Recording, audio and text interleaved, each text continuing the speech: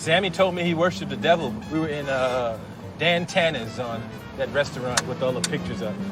Sammy was like, Satan is as powerful as God. And I was like, what the Oh my gosh. Welcome to The Internet Says It's True. This is a show where we learn something new every week, and it's part of the WCBE podcast experience. My name is Michael Kent. It's a week later, and I'm still laughing at the headline that I was sent this week. Send in your topics. I want to hear them. TheInternetSaysIt'sTrue.com. There's a form right there on the sidebar of the homepage where if you know something, some weird fact or interesting history that sounds like it's completely fake but is actually true, I want to know. So send it in. Maybe I'll do an episode about it. That's exactly what happened this week, and this is what I got from my friend Jimmy. Hey, Michael, this is Jimmy Mack from Shadowbox Live. And first of all, I just want to let you know that I love your podcast. And I was reading about Sammy Davis Jr., and, we all know that, or I think we all know that he was Jewish, but there was also another church that he belonged to that I thought was really, really interesting and might make a fascinating topic for your podcast. So check it out, my friend. All right, so that's an intriguing question, another church. And he sent this to me, and then he sent along an article, and the headline made me laugh. Here's the headline on the article: Why Sammy Davis Jr. joined the Church of Satan and why he left it. So I wrote back to Jimmy and I said that it would have been a better headline if it just had said, why Sammy Davis Jr. left the Church of Satan. So that's what I named this episode. And I have to make this note here because it didn't fit anywhere when I was doing the episode. In researching for this week, I watched a ton of old interviews and documentaries about Sammy Davis Jr. And there's one that, while it didn't help for the story, it made me really gain more of an appreciation for the man. If you can find the appearance that he made on the Midday with Bill Boggs show, I found it to be just absolutely enlightening, and it's amazing to me the insight and the wisdom that poured out of Sammy Davis Jr. But this is more of a sensational story this week. It's not a large part of his life. In fact, it's a very small part of his life, but it's something that you probably have never heard. Sammy Davis Jr. never knew a life outside of show business. As a child, he performed with his father, Sammy Sr., in the Will Maston Trio. They performed from the 1920s all the way to the 1960s, with Sammy Jr. joining them from the age of 3 in 1928. He was in his first film at age 7. By the time he was 27, he was a huge sensation all over America. He had starred on Broadway, and the nation knew him as a singer, dancer, and actor extraordinaire. His widespread appeal broke through the color barrier in America. They called him Mr. Show Business. Just as he was becoming a huge sensation, Sammy Jr. lost his eye in a car accident. Some credit Frank Sinatra as being the force that helped him retain the momentum of his career, and he was invited to be a part of the group that became known as the Rat Pack. Frank was like a big brother to Sammy. One time, when a theater barred Davis from performing, Sinatra tore up his contract and refused to perform. At the time, the Rat Pack was Frank Sinatra, Dean Martin, Joey Bishop, Peter Lawford, and Sammy Davis Jr. Here's a little side story. Frank wanted to name the group The Clan, but Sammy opposed for obvious reasons. Then Frank had the idea of calling them The Summit. Then, during an all-night poker game, actress Angie Dickinson mentioned to the men, "You look like a pack of rats."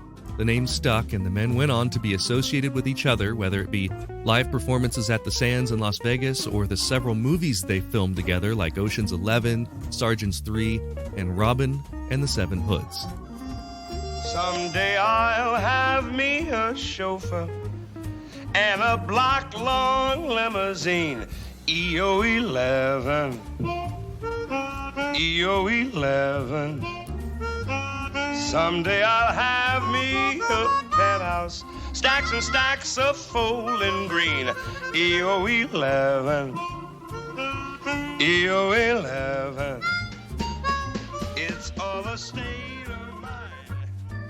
If you don't know anything about Sammy Davis Jr., you probably know the few bullet points that he himself put into this famous quote: "I'm the only black, Puerto Rican, one-eyed Jewish entertainer in the world." Sammy had found comfort in Judaism during his recovery from the auto accident. He was born to a Catholic mother and Baptist father, but found a connection with Judaism. He saw the parallels between black Americans and the Jewish people in their persecution and struggle. Davis himself had faced his share of struggle, even before the accident. He lived in an America that was still very racially segregated. He got death threats for being in a relationship with Kim Novak, a white actress. He was barred from going to some of the same places as the other Rat Pack members, had to stay in a different section of the hotel, was denied opportunities, and saw many of the same issues as other black Americans in the 1950s and 60s. He had met a Jewish chaplain while recovering from the car accident in San Bernardino Hospital and became intrigued. He converted and studied with Rabbi Max Nussbaum at the Temple Israel in Hollywood. So how in the world did he ever come to Satanism? I mean, is this headline even true? After the break, we'll get into it. Everything is impermanent. Nothing lasts forever. And if you want to enjoy life, you've got to take a leap and live in the moment. 1 Week Tees is a new t-shirt company that takes that idea to heart. Every week they release a fun new design on a t-shirt, then they permanently retire it after 1 week. If you don't jump on it, you miss out on it forever.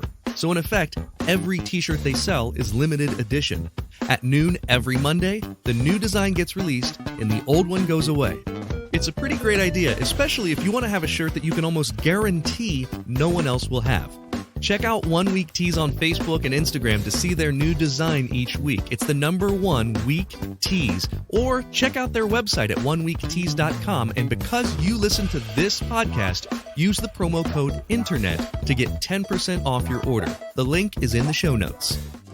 There was a time that humans used 100% organic products as healing balms and moisturizers for their skin. Well, I've partnered with an awesome company that wants to get back to those times.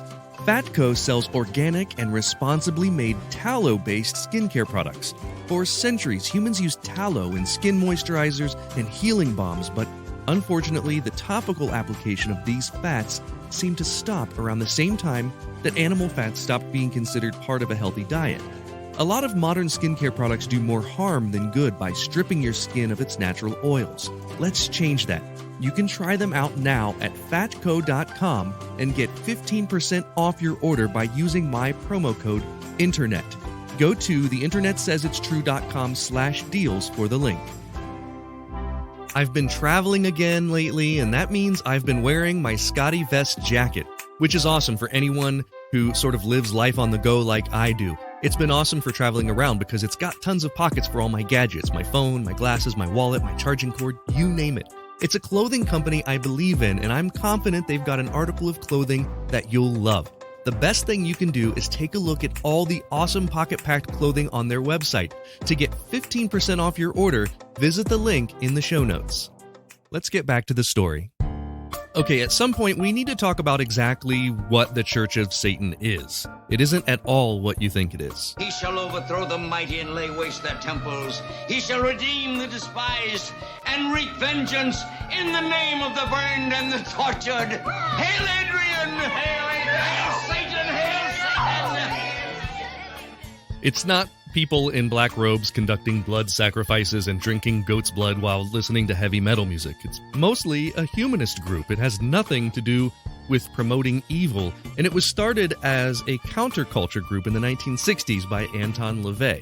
Now, LaVey had studied ritual magic and occult-type beliefs in his life, and he did incorporate some of that into the Church of Satan, but mostly he saw it as an expression of self-assertion, rebellion against unjust authority, and promotion of wisdom in human beings. They didn't worship God or Satan. In fact, they didn't believe that either one existed. They worshipped the concept of being human. The current leader of the church has stated that it exists to promote the atheist, individualist philosophy, which uses aspects of religion, such as symbolism and ritual, to offer a perspective allowing each adherent to be the center of his or her own subjective universe. Now, more recently, we've heard of the Satanic Temple as existing to protest unconstitutional promotions of Christianity by the government. So like when the 10 Commandments go up in front of a state house like they did in Little Rock, the Satanic Temple erected a giant statue of the goat-like creature Baphomet. This is, of course, a separate group from LaVey's Church of Satan, but just like that group, it isn't what it seems. They never worshipped Satan either, and they promote reason and empathy for fellow humans. On their website, however, they make it clear that this comparison isn't welcome, the comparison between the Church of Satan and the Satanic Temple. The Satanic Temple's website states, quote, "With unfortunate regularity and much to our chagrin, the Satanic Temple is confused with an earlier organization, the Church of Satan, founded by Anton LaVey in the 1960s. The Church of Satan expresses vehement opposition to the campaigns and activities of the Satanic Temple, asserting themselves as the only true arbiters of Satanism, while the Satanic Temple dismisses the Church of Satan as irrelevant and inactive," end quote. Well, it wasn't irrelevant, nor was it inactive in Sammy Davis Jr.'s partying days. He was at a nightclub with friends, and the Church of Satan was throwing a party. Now, in these days, Sammy partied. Cocaine, alcohol, gambling, women. Sammy Davis Jr. loved women, and he loved the party that the Church of Satan was throwing. It was filled with debauchery and women. His barber had invited him, and soon he joined the church and was attending these meetings and parties regularly. It was a popular group to be involved with at the time. Jane Mansfield was a member, Liberace belonged, and more recently Marilyn Manson. But for Sammy Davis Jr., it was that original party, which some have even described as an orgy, that attracted him to it. He didn't give details, but he said he left because of one of those parties that went awry. That's really all we know about why he left. Davis said in his autobiography, quote, "It was a short-lived interest, but I still have many friends in the Church of Satan. I say this to only show that however bizarre the subject, I don't pass judgment until I have found out everything I can about it. People who can put up an interesting case will often find that I'm a willing convert," end quote. Ironically, some years later, Sammy Davis Jr. went on to star in a pilot called Poor Devil, in which he played a demon from hell trying to work his way up out of the furnace room. Well, Lucifer himself says that when someone's really desperate, that's the time they'll sell their soul. Hey, maybe you're right. I know I'm right. Oh, boy. If I could only get the boss to let me have a crack at him. I haven't been inside of that office in 400 years. He's still mad at you the way you handled the pilgrims at Plymouth Rock, huh? Yeah. Nobody told me they weren't supposed to land. The show never got picked up, but in the framing of this episode, the irony is pretty funny. And so yes, the internet says it's true. And for that matter, Sammy Davis Jr. himself said it was true. There aren't many people that can say that. Who can say they belonged to the Church of Satan? Well, now it's time for the part of the podcast where I call a friend, and today I'm calling comedian Lisa Berry. We had Lisa on the show a few weeks ago to talk about the bucket list. Lisa's a comedian, a performer, and a sketch writer. Her sketches have appeared on BuzzFeed, Hoo Ha Ha, and Funny or Die. She's one of the founding producers of CBus Comedy. Lisa Berry, I am happy to have you back on the podcast. I'm so excited to be back. I had a lot of fun last time. So yeah, I'm really excited to be back. Thank you. Last time we talked about the bucket list. And have you been able to share that knowledge with people since you were on? I have, yes. People don't believe it. They think it's a lot older than it is. A lot. They also, I've had a lot of people try to dispute that it comes from the movie, but they can't tell me where it came from. So I'm having the same thing. And what I say to them is this: if you can prove it, you will be an internet celebrity on Reddit. You will take down the internet if you can prove it, because everyone claims that they used the phrase bucket list before the movie, and no one has proven it. Yes, so. Yeah, exactly. And they cannot say where it came from or why they started saying it. It's a weird one. It's a good fight starter. It's a good bar conversation. And that's what really I started this podcast for, was when you're with friends and you're partying or whatever. Like, these are great topics of conversation. And this one, maybe more so than a lot of the other ones. Some of them, you don't want to bring people down when I'm talking about, some of the more serious topics. But this one's good. Yeah. And so for this first question, Lisa, we're playing for a joke. So if you get it right, I have to tell a joke. And if you get it wrong, you have to tell me one. Okay. Sammy Davis Jr. belonged to which one of these groups? Was it A, the Church of Scientology, B, the Church of Satan, or C, the Barnum and Bailey Circus? What? Okay. Sammy Davis Jr. Well, he converted to Judaism, right? So I don't think he was in the Church of Scientology or the Church of Satan, but maybe that's the tricky part. I mean, my guess would be Barnum and Bailey Circus, just because, that was such a big part of his thing, but maybe that's what's tricky. But I'm going to say Barnum and Bailey Circus? It was the Church of Satan. What? Really? Yes, he did convert to Judaism, but in his partying days, Jimmy Mack sent me this. It's an amazing story. It makes sense, yeah. It's an amazing story. It's true. Now, it seems like it was a very short amount of time, and he basically just did it for the parties. They had these crazy, almost like orgies. They would have the best parties, for sure, yeah. Yeah. Better than the Church of Scientology. Yeah, and it turns out the Church of Satan is like Church of Satan trademark. It's like a specific group that this one guy started, and it has very little to do with Satan or God or anything. It's mostly. I think I've heard of it, right? Well, I think it's more about like the modern version that you've probably heard of is the Satanic Temple, which is those are the people that go and like erect monuments to protest First Amendment violations and things like that. And I have yet to find a real like Church of Satan that has anything to do with Satan. There are several groups, and all of them are just pretty much just like atheist humanist organizations. Right? Yes, seem exactly. Like pretty nice people. They just have like the clickbaity name. Yeah. Yeah, exactly. It is sort of like a counterculture joke thing. But he joined, and then all we know is from one of his biographies. He said, or one of his books, he said there was one of these parties that went awry. And that's why he left the Church of Satan. So, and he did not get more specific. And that's as much as we know at this point. And so, yeah, that's it. He was part of the Church of Satan. I should have guessed it. Yeah. How would you know? This was like the headline alone is just amazing. And Jimmy sent it to me, and the headline was like, "Why Sammy Davis joined the Church of Satan and why he left." And I'm like, you can tell the whole story in the part of the headline that just says why Sammy Davis left the Church of Satan. The whole story's there. So that's the name of this episode. Yeah. Do you have a joke you can tell us? So my son is 3 years old, and he has started getting really into jokes. So I have his favorite joke that I could tell. Okay. What is brown and sticky? What? A stick. So That's bad. my 3-year-old son's favorite current joke. My buddy Jonathan used to tell a series of jokes, and one of them was, what was brown and sticky? A stick. And then he would say, what is brown and chewy? Chewbacca. So that's one that now you can give to your son next time he runs that joke on you. You go back, assuming he knows what Chewbacca I don't think he'll know who Chewbacca is. Yeah, but that's a joke for later. Yeah.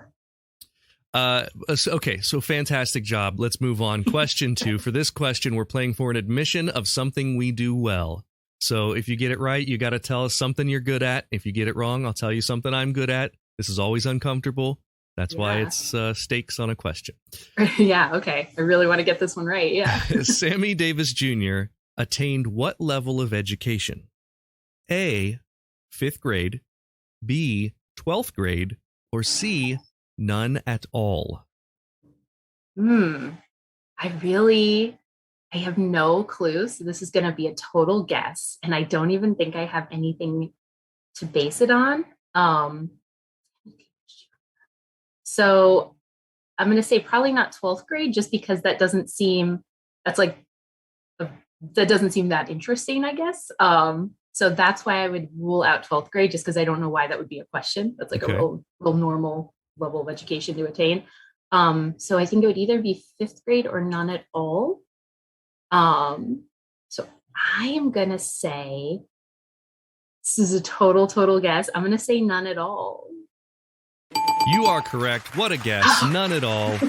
Yeah, you got that one right. He never, from the age of 3, was performing with his dad in the what was it?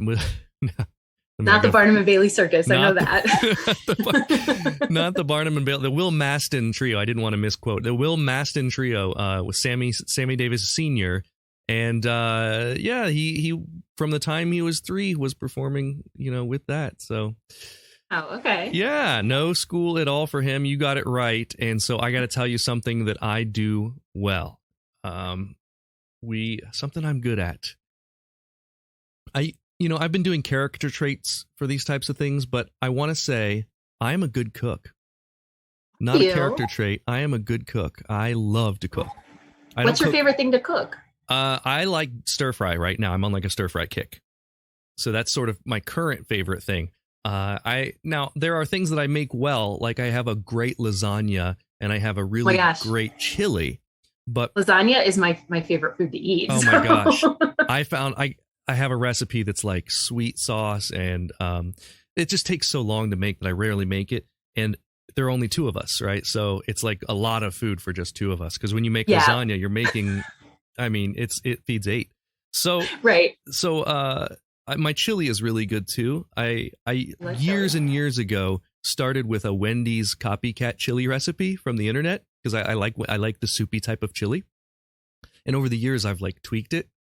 So I really like my chili. But chili is one of those things that people have a specific taste for a specific kind, and anyone can. It's not really cooking. That's just sort of experimenting. I feel like chili is, people are so particular about their chili. And yeah, you're right. Like, I feel like there's just so many variations that everybody kind of has their own. Some people like it sweeter. Some people like it with more meat. Some people like it with more beans. Some people like it with no beans. How hard is it for like chili cook-off judges? How do you do that? I mean, do they have like, they must have rules, right? Like it's this specific type of chili.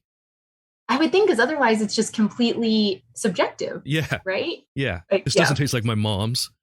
Right. Yeah, exactly. Boo, down vote. So I'm bad at baking. I make an apple pie, but I use the Pillsbury crust, like the roll, the crust that you get at the grocery store, because I can't make crust better than that, and it's good. And my apple pie is killer, but that's it. I don't bake. I have to say, I feel like I'm gonna get some enemies saying this because people don't like it when I say this. I'm not a big fan of pie in general, but a big part of that, and I apologize to this will be a test to see if any of my friends are listening to this, because I have a lot of friends that don't know this. I don't like most pie crust. Like, I think most store-bought pie crust is better than like homemade pie crust. Apologies to all of my friends that make pie and rave about their pie crust. Yeah. I probably crust is the thing, right? Like that's what makes you proud of the pie. Otherwise, you're just putting a bunch of stuff in another stuff.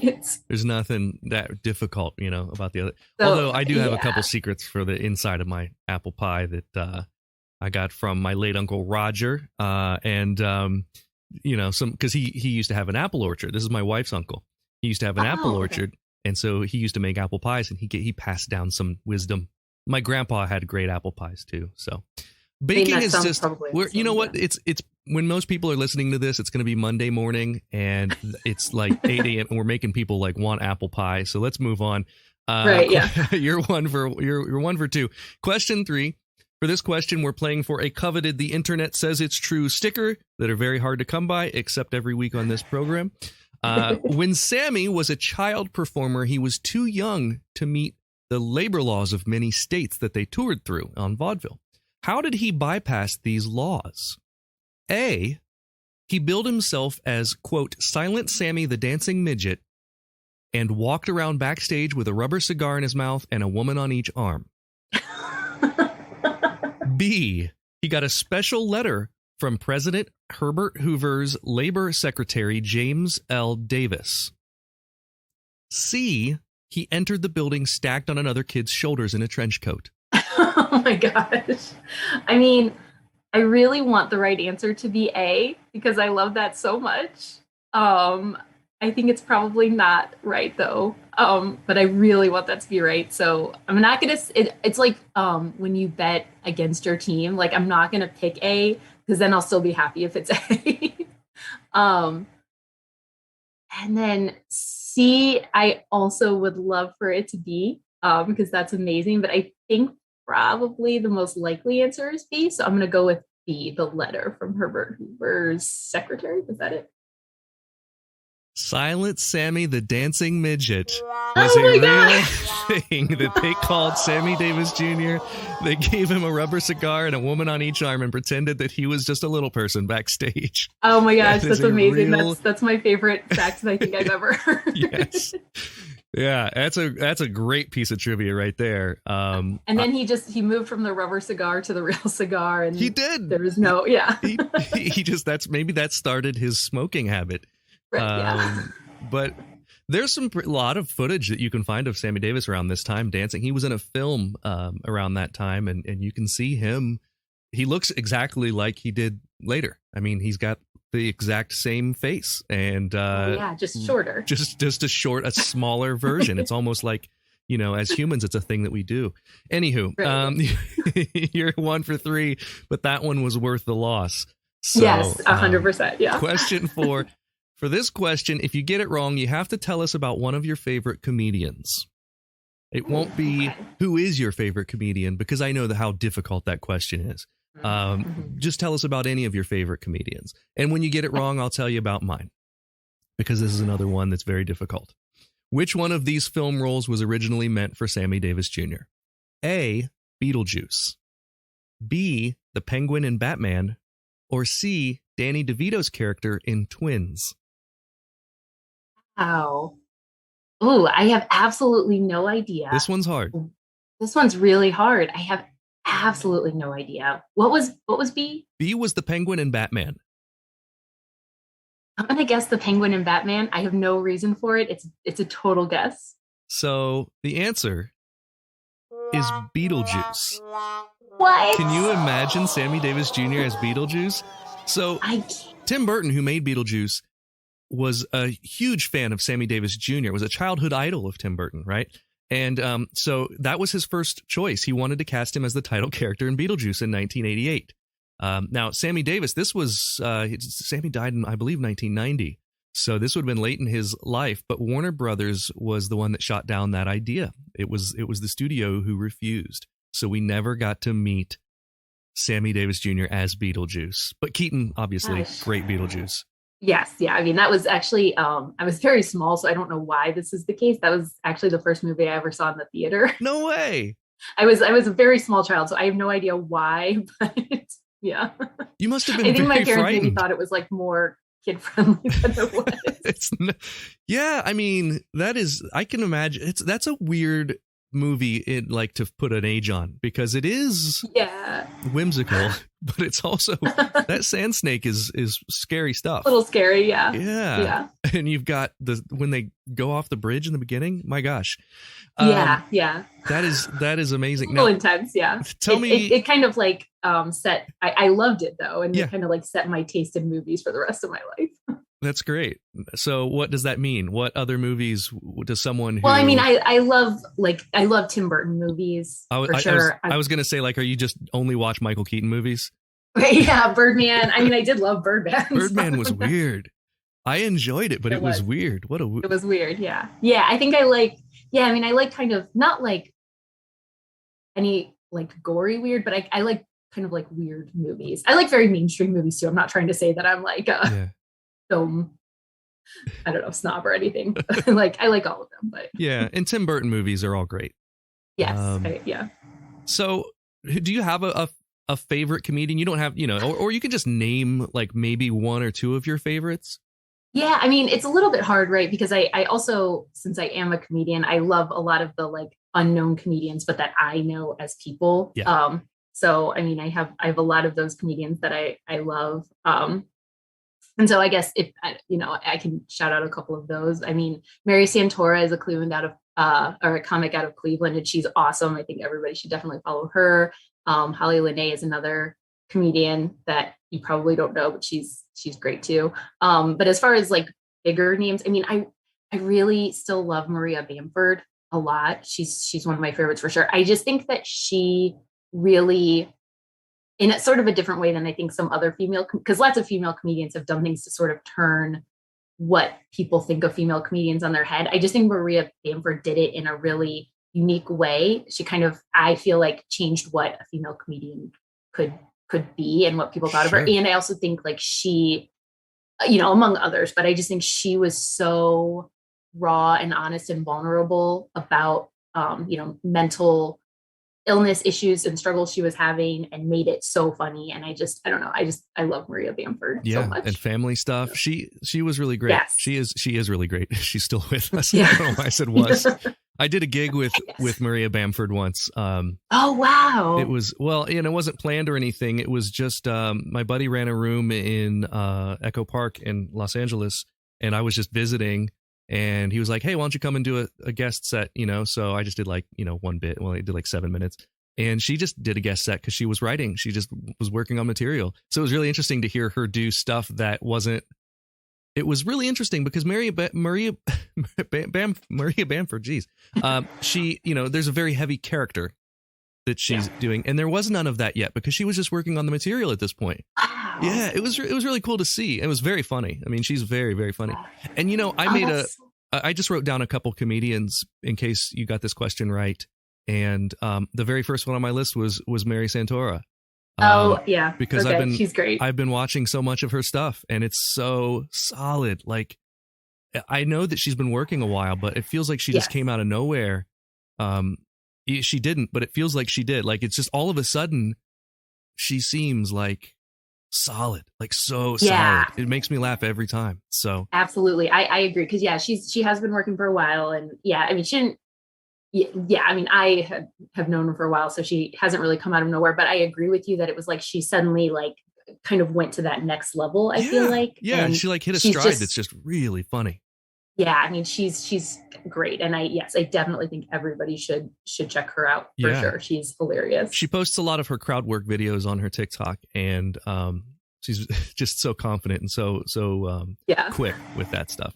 She's great. So quick. Yes. Yeah. So now, do you have any CBus comedy shows coming up in town? We do. So, I mean, we're always at the Station, which is a place in Hilliard where we both live. My hometown. At the last Thursday of every month in the Columbus area. So, we'll have one at the end of May. We'll have one at the end of June. I'm really excited about both of them. We've also, though, in addition to both of those shows, we've got an extra show coming up that I'm so excited about. It's at Natalie's Music Hall in Grandview. It's going to be on, let me get the date right. Sure. Let me look it up real quick. I don't want to get the date wrong. It's, I think, on June 10th, if that's the Friday, June 10th. And it's actually, our headliner is going to be Holly Lene, and she is hilarious. Also, she's been touring a lot with Chelsea Handler.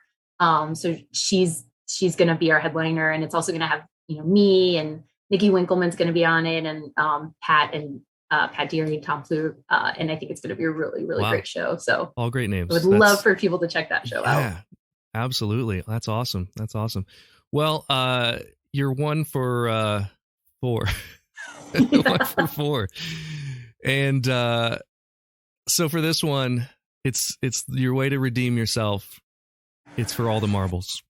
Okay. If you get this wrong, I'm banning you from the show. You'll never be asked on again. Here's your question. I'm so nervous. This is so much pressure. Lots of pressure. This is open-ended, no multiple choice. You're on your own. Who was the first entertainer who inspired you?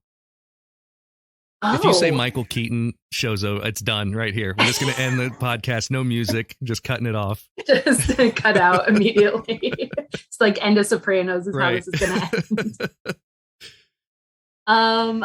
Oh gosh. Ooh, that's a really good question. Does it have to be an entertainer? Not necessarily. I love the openness of this. Yeah. Just whoever. Yeah. I mean, I can try and think of an entertainer also, because I mean, there have been a lot, but I'm trying to think of the first one. But I feel like the first sort of entertainment thing that really inspired me and sort of made me feel like, I don't know, it was The Simpsons, I guess. I feel like The Simpsons was really the first thing I saw that I just so felt like I connected with it. And it's so funny because even now as an adult, sometimes I'll watch like really old episodes of The Simpsons and I'll realize a certain cadence that I have or a certain way I have of saying things. It comes from some of those really early episodes of The Simpsons. Awesome? That more than like anything else. And there's been so many things that have influenced me and so many entertainers and people, but that was absolutely the first thing that really formulated, even now still, what my comedy style and leanings are. And like I said, even certain ways that I'll say things or, ways that I'll tell jokes, I'll watch, especially like sometimes this maybe is going to date myself because now it's so old, but there was this episode of The Simpsons that's very old that was like a crossover with the X-Files. And Leonard Nimoy was the was like a narrator. It was told in a little bit of a different style. And the way that they had Leonard Nimoy say some things influenced me even. That's amazing. That I didn't realize until years and years later. I was watching that episode. I was like, oh, that's why I say that. That's a deep cut. One day, like on some interview, when someone asks about an inspiration, I want you to be very specific in the future and say, that was inspired by Leonard Nimoy as a Simpsons character. and I will. and like, not regular Leonard Nimoy. Leonard Nimoy in this one particular episode of The Simpsons is the inspiration behind that bit. Yeah, so I guess you could say he was the earliest entertainer that influenced me. That's amazing. Simpsons cartoon Leonard Nimoy. That's great. And that is a correct answer, so you're welcome back on the show. Hey. I have a similar thing that I've recently discovered in Bill Murray appearances in movies. There are several things in my act where I'll watch like Stripes, and there's like a line in Stripes where he goes, who cried when Old Yeller got shot? Right. Nobody cried when Old Yeller got shot. Like that's, and he holds his hand up and says that. And there's a line in my show where I say, who cries at movies? I don't mind telling you, I cry at movies. I saw Up. Shit, you know, like, and it's like exactly the cadence and everything from there. And I had no idea until, you know, I watched this thing and I'm like, oh, wow. You know, we pick up things. And so, you know, no pressure, parent. But one day your kid's going to be like, well, there's a way my mom says this one line that sounds like Leonard Nimoy from The Simpsons.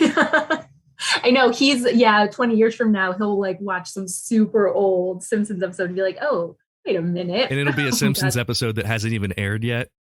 It'll be like, it was so old.